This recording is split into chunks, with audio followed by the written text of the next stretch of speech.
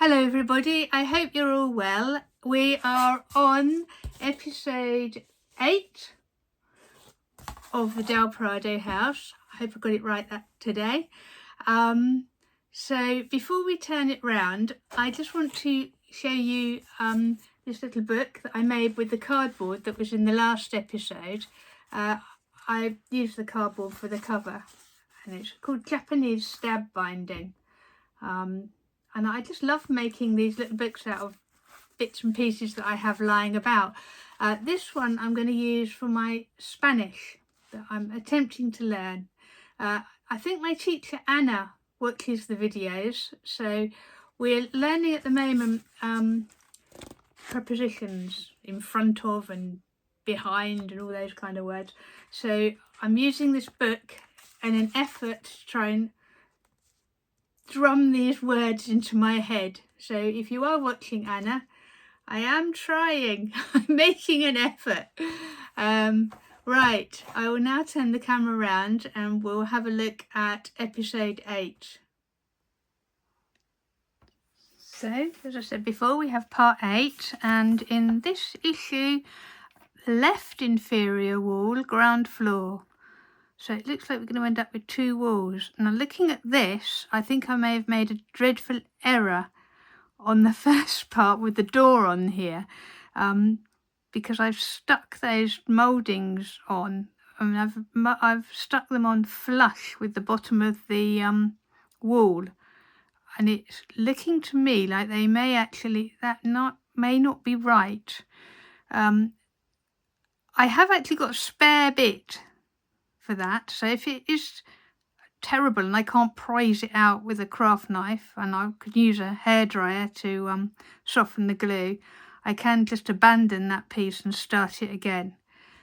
But hopefully I will be able to try and sort that out. We shall see. The instructions are not the greatest, and I'm not the greatest at reading the instructions, I must admit, so we are going to have errors made along the way, I think. Right, so part 8, I'll just have a flick through. We're still kind of on the history of dolls' houses. We've got some 19th century German ladies. What else is there? These are quite interesting. These are kind of what they call, oh, there's a little pretty house that you can cut out and assemble if you want to. I see, they're talking about printing houses on cardboard, kind of cutting out and making them. The American Adirondack Cottage, and this is a lithographed paper. They're talking about that. Stag's head there being a lithograph. I did try and stop the glare, but it's continuing. Oh, another American house, the Bliss of Pawtucket. Just a 2-room house by the looks of it. It's quite cool.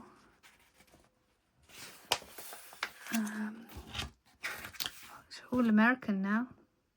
Oh, it's about the guy who left Germany in 1867 at the age of 17 and went to Pennsylvania and founded a toy making company. So he made miniature bungalows. There you go.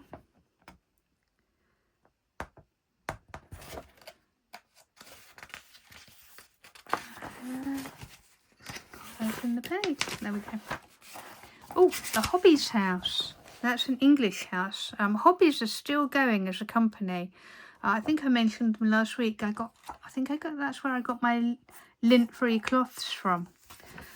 I bought a few things from them over the years, and they make these plans for dolls' houses. They quite often come up, and people think they're triangle houses, but they're not. They're very similar, but and they have the metal windows, but they've actually usually this one Yes, I think this is a design that you get, and then usually the dad would make it for the little girl of the house.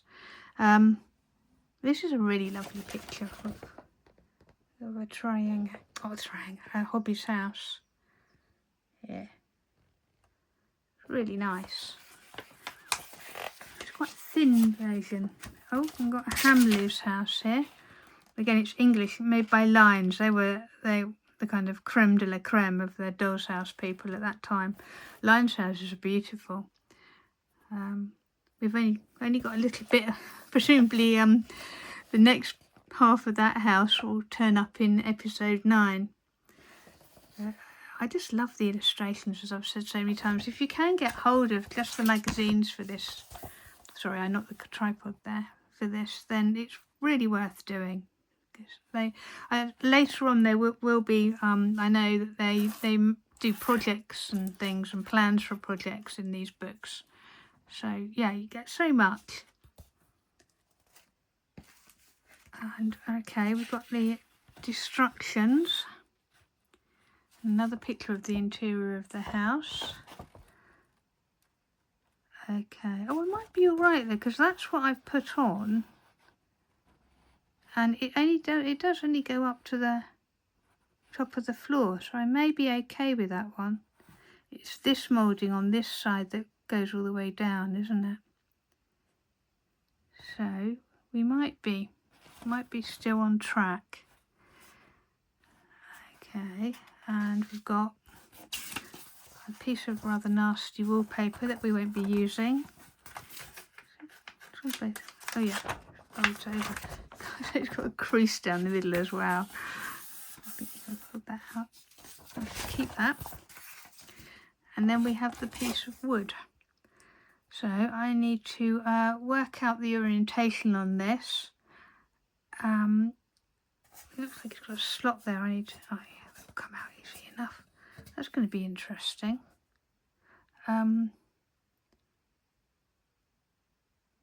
So I'm going to have to wallpaper, cover this with lining paper, work out the orientation, and then paint it. So I will get my lining paper and some glue and return shortly. So I've worked out, this is the bottom of the floor, and this slot here, there's a corresponding tab in the terracotta floor that fits into it. I had to do a bit of surgery on that slot to get it to fit into that and lie so that the floor lay flush with the wall, but I think I've done as good a job as I can. And what I'm going to do is paper up to that line there with my lining paper. That seemed to be what was suggested on here.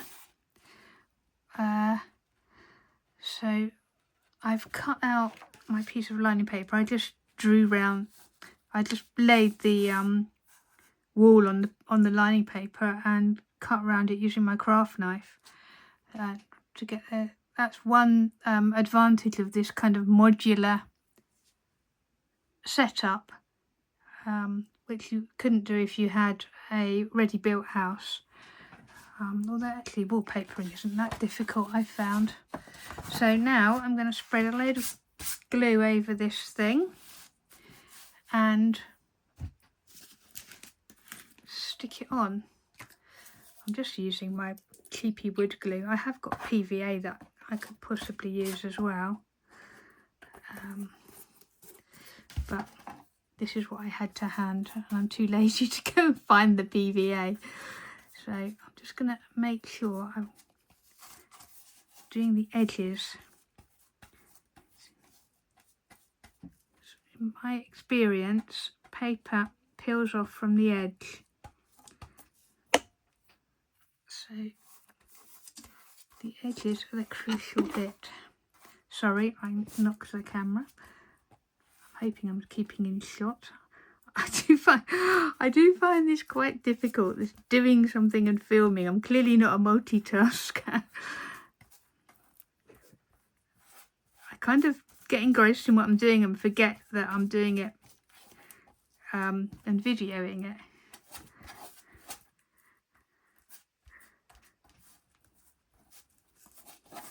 Right, a bit more. It's quite extraordinary how much it uses, really. Oh, I think that may be a bit too much. We'll see.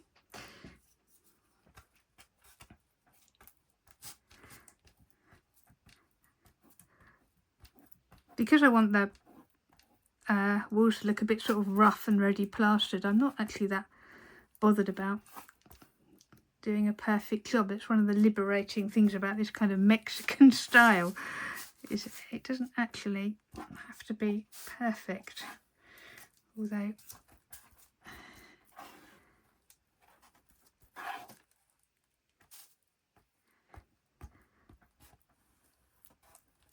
I've got a hell of a lot of glue on there now.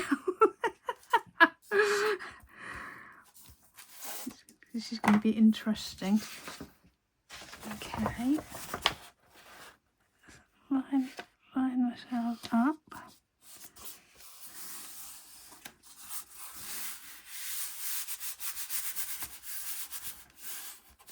I don't think that piece of paper is going to go anywhere. We're going to survive for some considerable time. But just to make sure, I'm going to cover it with freezer paper. I bought this freezer paper because I thought it would it was cheaper than the one I normally use to print on fabric, and it was just useless. You know, sometimes you do get what you pay for, but it is extremely useful for things like this. So what I'm going to do now is I'm just going to put as many heavy things as I can on there.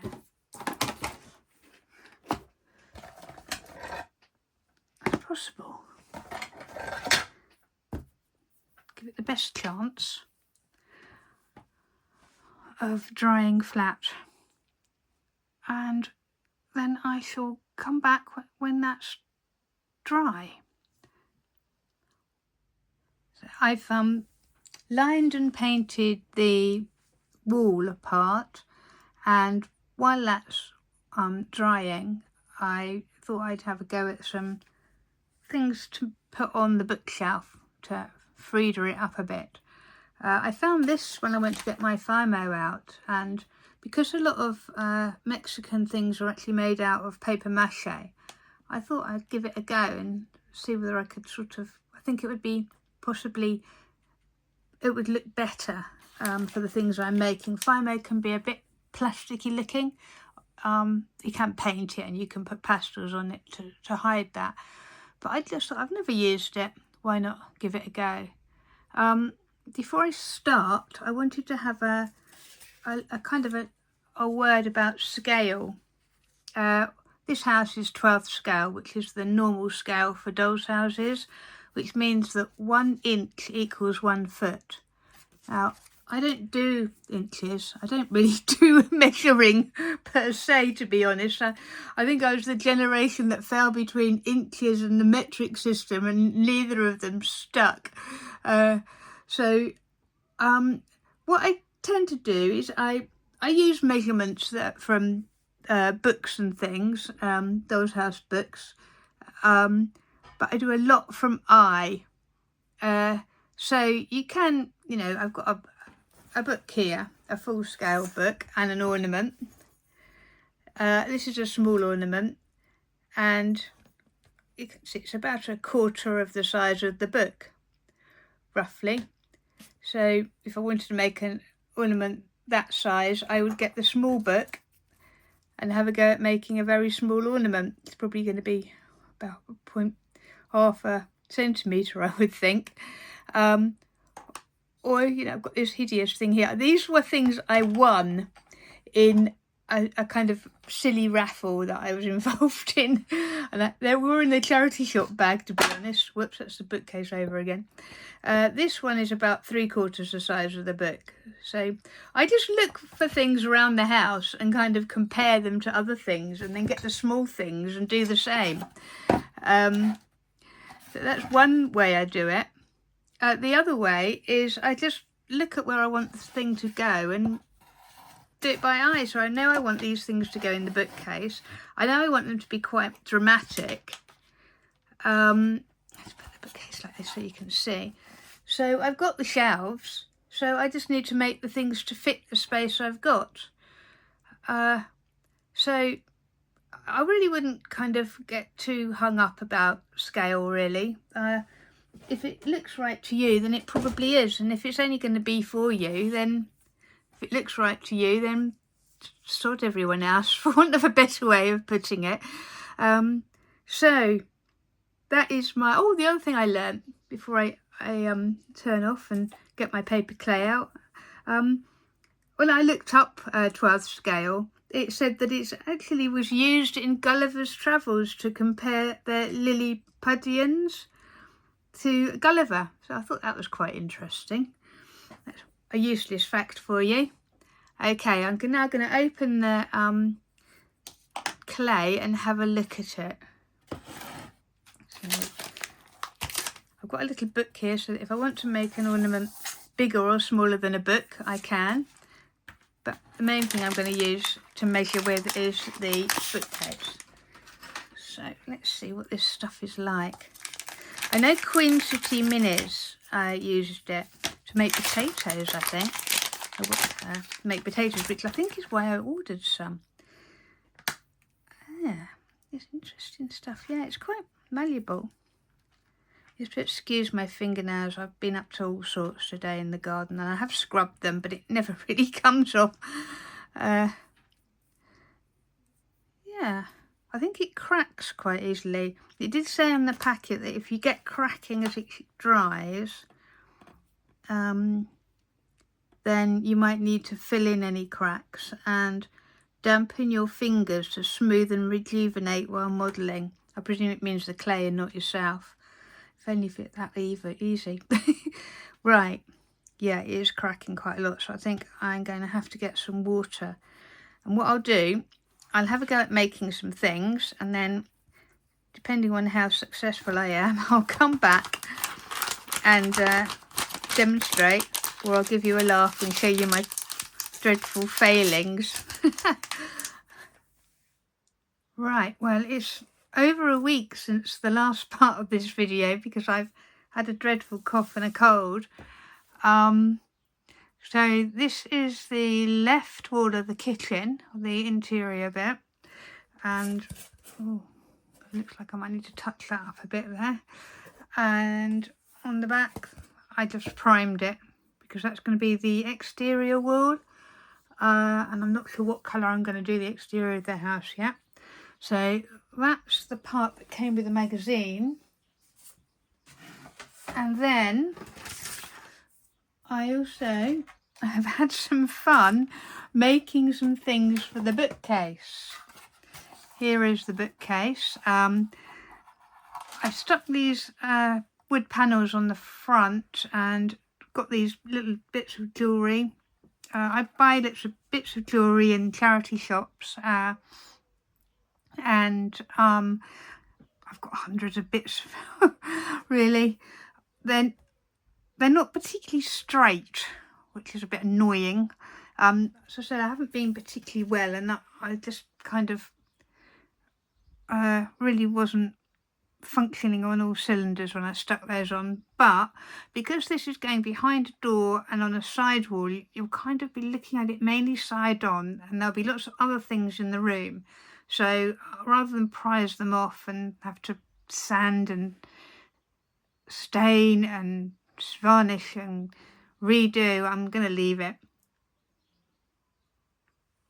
Not everything has to be absolutely perfect. That's my motto. So, and I've also spent a huge amount of time on this bookcase, and I'm sick and tired of it. So what have I made? Well, I'll start with the slight disasters first. Here he is. He's a little Mexican devil, and he looks like something a child has made. See if I can... I wonder if that will work. Oh, excuse me. There he is. Whoops.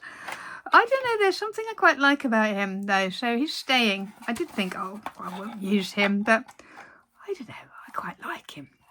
He's friendly looking. This is the next disaster. I think I must have had a temperature when I made that. But again, the more I learn about kind of Mexican culture, the more I think there's something slightly crazy and very macabre about the Day of the Dead stuff especially. So that's staying. And no, it's getting a bit better now. I made these little, I think they're called Nikos, and that's a little sacred heart. It's a kind of fusion of their indigenous culture and their Catholic colonialism. And they like to make these little heart things, little niches. So shrines really. So I made 2 of those. That one was the best one by far. And then I made another one, which is a bit nuts, but I like it. So we're definitely Mexicaning up this thing. Another little Day of the Dead skeleton lady. I'm not sure. I'll put her down here. I've tipped it a bit just so that I can show you. This is probably the favourite thing that I made. It's a Mexican Judas figure. Frida Kahlo had one hanging above her bed. I can't see. I've got the picture of it somewhere. But yeah, I just really like this. It's all the paper clay. And then the ribs were made out of a bit of wool that I just painted and stuck in shape on a piece of masking tape. And then I super glued them on and then gloss Mod Podged the whole thing. I know I said I would do a kind of demo of the things I'd made, but to be honest, they're sort of a bit niche, aren't they? And I'm not sure anyone would really want to make one of these. So the little niches are pretty simple. That's just a kind of a wide lolly stick cut, and the if you look at the top, it's angled, and the top and the bottom are the same, and then you stick the sides on. It's just a box that's angled. The back's not particularly neat, but no one's going to see the back. So yeah, they're not really something that you need to demo, I don't think. If anyone really wants me to show them how I made these things, then just tell me in the comments and I will. But as I said, I haven't been great, and I was just kind of crawling into the craft room and doing a little bit here and there and not feeling like videoing. So the other thing I did was I printed out some photographs of, this is Frida and Diego, her husband. If you can see that. The trouble with miniatures, it's really difficult to get them into focus. This is Frida's father, who was a German immigrant and a very well-known photographer. He also had epilepsy, which was not understood well at the time. And she spent a lot of time with him. And he encouraged her art. I think he would get her working in his studio and retouching up photographs and things. So I think that's where she got her artistic sort of character from. He also, she had polio when she was 6 and ended up with withered right leg, and he encouraged her to do a lot of sports, wrestling and athletics and all sorts, that it wasn't really something that at the time girls were encouraged to do. So he sounds like quite an interesting character. This is a picture of Frida when she was young. I think she was about 22 in that picture, but don't quote me on that. And then I also took one of her self-portraits and cut it down for a frame there. And I made, you might be able to hear my cuckoo clock in the background. And then I got a little bead and just made a sort of a jar, really, I suppose, with a bead topper. One thing I will mention about the Nikos is this bit here was actually very, very brass. It's very silvery, too bright for what I wanted. So I used a Sharpie bronze marker just to tone it down a bit, and it worked really well. So if you have got kind of glary things, these were also, I can't remember what colour these were, I think they were very gold. So I used the same Sharpie marker on those, just to blunt it down a bit. And everything I made is covered in gloss Mod Podge. I just find sometimes that with miniatures things can be a bit too matte. They don't reflect the light in the way that real objects do. So sometimes to just use a bit of small objects, just use a bit of Mod Podge just to get them to reflect the light, makes them sort of pop a bit more. So I think what I'm going to do is I'm going to arrange this bookcase off camera and then take a photograph of it, and that will be the final shot of this video. And I would like to thank you for bearing with me, and hopefully you'll stay around and watch the next episode, which will be coming shortly. Thanks again.